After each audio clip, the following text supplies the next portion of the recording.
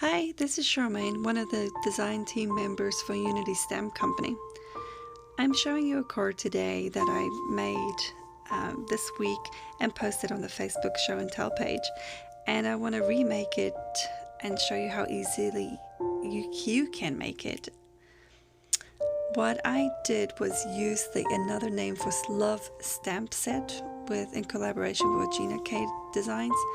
And instead of coloring all these flowers, I'm using my ink pads to add color.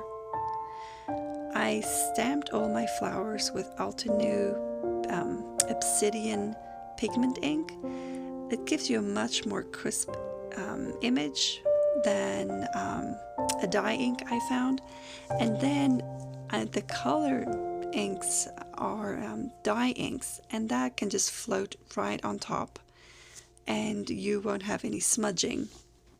What I used was the Gina K Passionate Pink, Sea Glass, and for the yellow, I'm using VersaFine Clear Cheerful ink pads.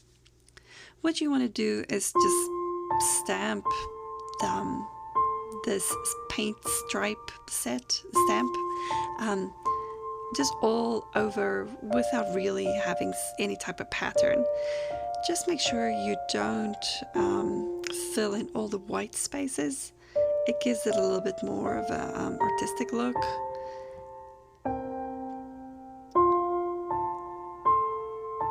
Well, you can see I'm just kind of covering all the edges but not covering all the white. Next is use some dimensional foam tape. This will ensure that your flowers are floating on top of your card. Going to assembling the card, I've already die cut my card front with a pierced die cover plate from Altenew.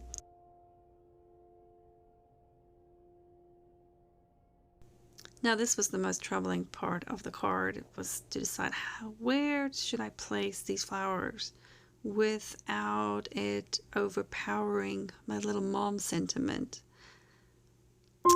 Well, let me just tell you, I kept playing until I liked it. Now I did use Stick It to die cut my little mom sentiment. It makes any die cut a sticker. It's like an adhesive in the back. For my frame, I used liquid adhesive because I want to make sure that my frame stayed in the middle and was in the middle, so I had a second to move it around. Here we are just peeling the backing, and voila, it's a little sticker.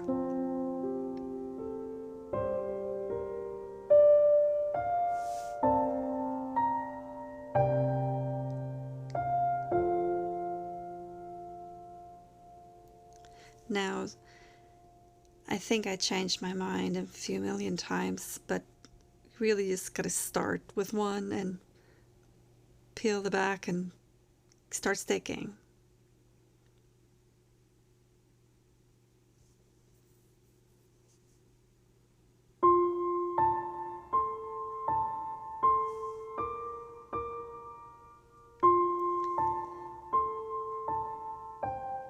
So now that you have all your flowers adhered, go ahead and cut the excess flowers. This is an A2 size, and it will go on top of a top folding 4 1/4, 5 1/2 card. My base is 110 pound cardstock, so it is pretty sturdy. Some of the excess pieces, leaves, you can add in the white space. Make sure you cut that off. And to finish it off, I use double-sided tape instead of liquid glue. I just found that really stays in place and doesn't go anywhere. I hope you enjoyed making this card. I can't wait to see your rendition of playing with inks. See you later.